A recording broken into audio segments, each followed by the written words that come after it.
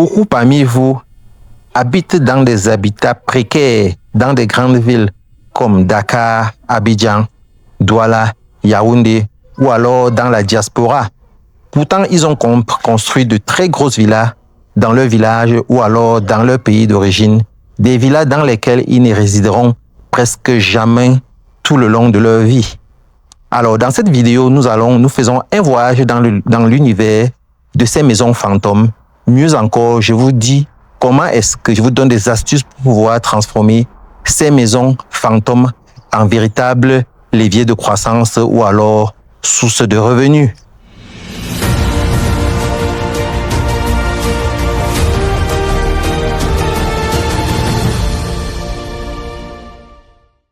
Bonjour les amis et bienvenue sur votre chaîne Réussite, la chaîne qui vous permet d'apprendre, d'entreprendre et de réussir.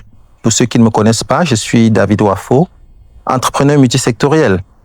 Abonnez-vous et activez la cloche de notification afin de ne rater aucun épisode. Alors, dans cette vidéo, nous allons parler des maisons fantômes, ces maisons abandonnées dans nos villages, ces maisons que nous avons construites dans nos pays d'origine alors que nous vivons dans des habitats précaires à l'étranger. Alors, dans cette vidéo, nous allons voyager dans l'univers de cette maison, mais déjà, je commence par vous inviter à regarder cette vidéo et une fois que vous avez fini de regarder la vidéo, on se retrouve juste après. Oui, nous qui apprécions le village, là, voilà le village. Les grosses maisons. Personne n'habite. Ça, c'est le chez moi, hein. Personne n'habite. Si oui, il faut trouver quelqu'un que tu vas le payer. Il vient habiter, tu le payes. la vie du village. Regardez mon voisin. Mon voisin avec tout ça là. Il a plus de 50 millions là. Mais il n'y a personne qui habite. Presque personne qui habite. Vraiment, c'est curieux. Au village, on est très content. Et quand on arrive alors, dort une semaine. La maison du village est plus belle que la maison de la ville. D'accord. Mais viens donc habiter. Voilà. Là-bas dedans, il n'y a personne. Personne n'habite en face de moi là. Voilà. Et voilà tout ce que je fais. Personne n'habite. Tout le monde est en ville.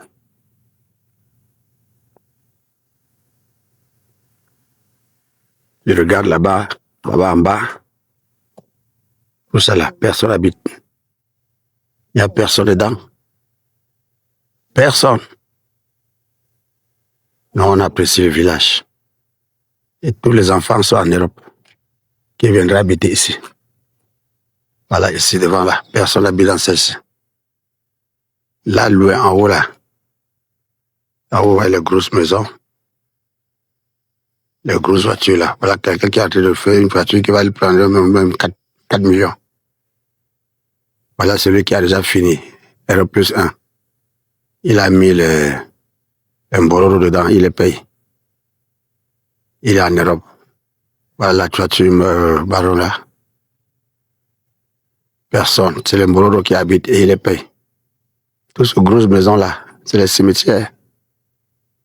Quand nous allons mourir, on viendra nous enterrer.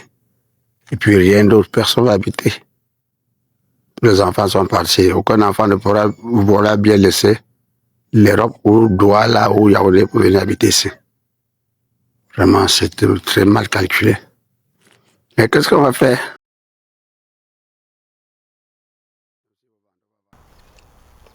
Bonjour les amis, comme vous avez pu vous rendre compte, voilà, nombreux sont ceux-là comme ça qui vivent dans les grandes villes et qui ont fait des économies, qui ont construit un village parce qu'ils pensent que c'est le chez eux. Ils pensent que c'est la terre de leurs ancêtres. Ils pensent ils vont retourner un jour ou l'autre. Ils pensent qu'ils vont retourner quand ils vont prendre la retraite. Alors, beaucoup parmi ceux-là se retrouvent dans les grandes métropoles où ils travaillent très dur. Ils vivent dans des habitats parfois précaires parce que ils ont privilégié la maison du village. Alors, beaucoup également sont ceux-là comme ça qui sont en Europe, qui sont dans la diaspora, à l'étranger, aux États-Unis et partout, mais qui ont eu un sursaut et qui ont pensé qu'ils gagneraient à construire d'abord chez eux au pays parce que c'est d'où ils viennent, ce sont leurs origines et tout ça. Et ceux-là ont construit également, ils ont construit également dans les grandes villes des grosses villas où ils ne résideront presque jamais, où les membres de la famille habitent parfois, ou alors où ils ont mis en location et ils ont des locataires même qui ne payent pas parce qu'ils sont à distance et ils n'ont personne pour véritablement suivre ça. Alors, beaucoup également ont construit pendant le village. Alors, dans cette vidéo, nous essayons d'analyser le phénomène. Vous avez vu, beaucoup ont investi de très grosses sommes, 50 millions, 100 millions et bien plus, pour construire des maisons fantômes qui sont devenues les domiciles des rats et des souris, vous voyez un peu donc. Alors, on se demande si c'est vraiment nécessaire de faire tout ça. Est-ce qu'il n'y a pas quelque chose qu'on peut faire pour pouvoir éviter cet état de choses? Parce que malheureusement, on se dit que bon, il y a à ce moment-là qu'on va prendre la retraite pour pouvoir rentrer au village et tout ça. Mais on se rend compte que quand on atteint l'âge de la retraite, on a encore des besoins, on n'a pas encore atteint nos objectifs. On travaille jusqu'à ce qu'on meure en ville, sans pour autant rentrer ou alors à l'étranger. Et finalement, ça n'a servi à rien de construire ces maisons-là. On a fait beaucoup de sacrifices pour pouvoir construire ces villas où on a eu peut-être la chance que de résider peut-être une fois par an à l'occasion des réunions familiales au village ou alors à l'occasion de quelques voyages comme ça qu'on a pu faire au pays. Donc, alors dans cette vidéo, je vous donne des astuces pour pouvoir arrêter ça, pour pouvoir mieux orienter nos investissements du moment où nous pouvons encore le faire.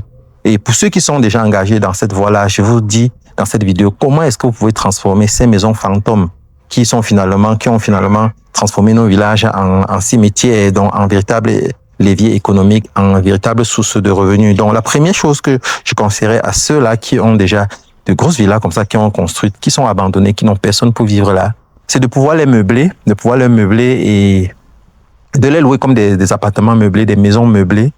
À ceux qui viennent au village pour des courses, vous savez, les deuils, c'est au village. Tous les week-ends, on est au village pour des enterrements et tout ça. Et quand on vient au village, nous pouvons bien avoir nos maisons au village, mais on a des amis, on a des proches qui viennent souvent nous accompagner et ils n'ont pas où est-ce qu'ils vont loger. Donc, parfois, il est difficile pour eux de quitter du lieu du deuil pour aller loger en ville avant de revenir. Donc, s'il y a la possibilité pour eux d'avoir un habitat meublé et moderne, ce sera plus facile pour eux de pouvoir louer ces logements-là que d'aller louer un hôtel en ville pour pouvoir voyager et revenir. Donc, la stratégie ici consiste à quoi? Vous meublez ces biens-là et quand vous avez meublé, vous prenez les photos et vous partagez dans vos communautés. Vous dites, si désormais quelqu'un veut se rendre au village, voilà une villa meublée et il y a un agent d'entretien pour vous assister et vous pouvez vivre là comme si vous étiez chez vous pendant que vous y êtes. Et là, le tarif est abordable. Si vous avez construit une grosse maison de 3 chambres, un salon, ça peut recevoir toute une famille et tout ça quand ils viennent pour des événements et tout ça. Même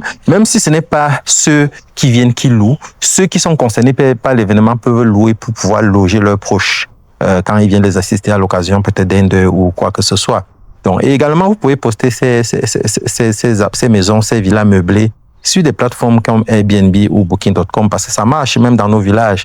Donc, vous pouvez poster là-bas et il y a des gens de la diaspora qui viennent en vacances dans leur pays respectif et ils viennent parfois avec toute leur famille et ils souhaiteraient être capables de loger dans trouver quelque chose déjà bien fait au lieu de, parce que quand vous savez, quand on vient au village et qu'on loge à l'hôtel, c'est les facilités, le confort n'est pas celui qu'on peut avoir dans une maison d'habitation meublée et tout ça là. Donc, vous allez être surpris de vous rendre compte que beaucoup de gens vont pouvoir réserver de l'étranger et bien à l'avance, des mois à l'avance avant de pouvoir venir.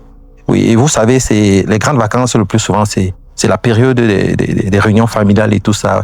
Tout ce que les gens constatent le plus souvent, c'est le business autour des transports. On voit comment il y a la flambée au niveau des frais de transport. Mais cette flambée-là, c'est parce que la demande est forte. Et ce que beaucoup ne savent pas, c'est qu'il y a également une forte demande au niveau des logements. Et si vous avez des logements meublés, des villas meublées, où que ce soit, vous allez être surpris de voir que vous avez des gens qui font des réservations. Et vous allez voir comme ça, une villa va vous rapporter facilement 300 à 500 000 francs tous les mois. Une villa qui ne vous rapportait rien.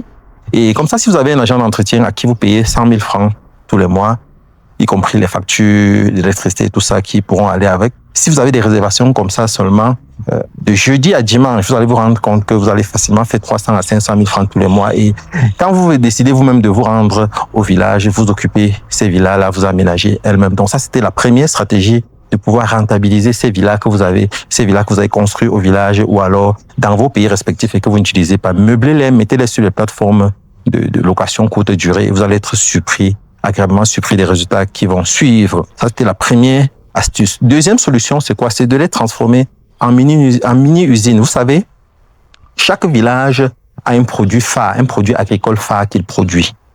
Par exemple, il y a des villages qui sont réputés pour la production des avocats. Vous voyez un peu, il y en a qui sont réputés pour la production des mangues, des oranges, il y en a qui sont réputés pour la production du maïs, la production des arachides et tout ça. Donc, vous pouvez comme ça là essayer de mettre sur pied dans vos maisons une mini-unité de transformation des produits agricoles d'abondance, qui sont produits en abondance dans votre village. Si c'est l'huile de palme, vous êtes dans un village où il y a beaucoup de palmiers à huile, vous essayez de voir comment vous pouvez acquérir. Il y a des petites unités comme ça qui ne coûtent pas très cher, qui ne coûtent pas cher, 500 000 francs, 1 million de francs CFA. Vous mettez comme ça une unité de production, de transformation de produits locaux, et c'est comme ça au moins un emploi que vous allez créer.